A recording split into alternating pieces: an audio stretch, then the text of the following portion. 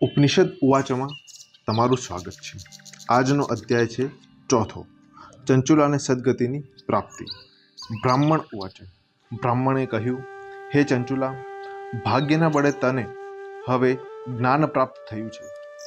તારા પર મહાદેવજીની કૃપા થઈ છે, તેથી તને શિવ પુરાણ રૂપી કથા પ્રસાદી પ્રાપ્ત થઈ છે। હે દ્વિજ પત્ની, તું હવે ભય પામીશ નહીં। જેના ઉપર શિવની કૃપા થાય છે તેના સર્વ પાપો નાશ પામે છે। તું સર્વ સુખને પામી શકે તેવો હેતુ વિચારી શિવજીના કીર્તનવાળી પરમ કથા તારી સમક્ષ વર્ણવું છું। શિવ પુરાણની કથાના શ્રવણથી તને તારા કરેલા કર્મોનો પશ્ચાતાપ થશે। જે માનવ પશ્ચાતાપ કરે તેના સર્વે પાપો નષ્ટ થાય છે।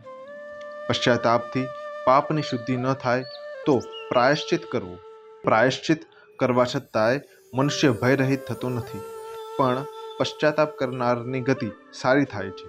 શિવ પુરાણ સાંભળવાથી ચિત્તની શુદ્ધિ થાય છે। શુદ્ધ ચિત્તવાળા મનુષ્યના હૃદયમાં પાર્વતી સહિત શિવજી વિરાજે છે।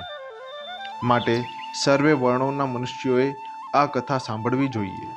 આ કથાના યોગથી ગિરજાપતિ શિવજીનું ધ્યાન સિદ્ધ થાય છે। ધ્યાન સિદ્ધ થવાથી જ્ઞાનનો પ્રાદુર્ભાવ થાય છે અને જ્ઞાનથી જ પરમપદની પ્રાપ્તિ થાય છે। આ કથાથી ઘણા પાપીઓ સિદ્ધ બન્યા છે। આ કથાનું શ્રવણ કરનારનું સર્વે પ્રકારે મંગળ થાય છે। હે વિપ્રવધુ, પવિત્ર શિવપુરાણની કથાનું શ્રવણ કરી નિર્મળ મન રાખી શિવજીના ચરણ કમળનું ધ્યાન ધરવાથી તારી મુક્તિ થશે।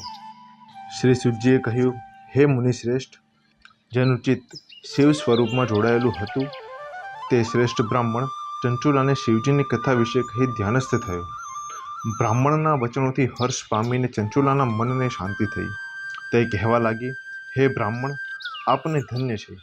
આપ પરમાર્થથી અને પરોપકારી છો। મને શિવજીની આ કથાનું પાન કરાવો। મને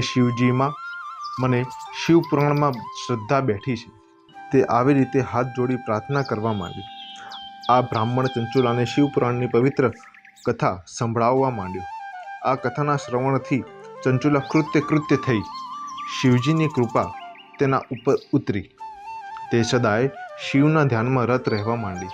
તે એ તીર્થના જળમાં સ્નાન કરતી, મસ્તકે જટા રાખી, વલ્ક્ય વસ્ત્રો ધારણ કર્યા, તેને રુદ્રાક્ષ ધારણ કર્યો, નિરંતર શિવજીના જપ કરવા માંડી। આ પ્રમાણે ભક્તિમાં તેનું ચિત્ત ચોંટ્યું। કાળક્રમે ચંચુલા મૃત્યુ પામી। તેના માટે શિવજીએ શોભાયુક્ત વિમાન મોકલ્યું। શિવજીના દર્શનથી તેના સર્વે પાપોનો નાશ થયો। ચંચુલા આવા શિવજીને જોઈ હર્ષ પામી। તેની આંખમાં હર્ષના આંસુ આવ્યા। આ સમયે શિવ અને પાર્વતીએ તેની સામુ દ્રષ્ટિ કરી। ચંચુલા અત્યંત સુખ પામી અને કૈલાસમાં આનંદ ભોગવવા માંડી। ઓમ નમઃ શિવાય। અહીં અધ્યાય ચોથો સમાપ્ત થઈ રહ્યો છે।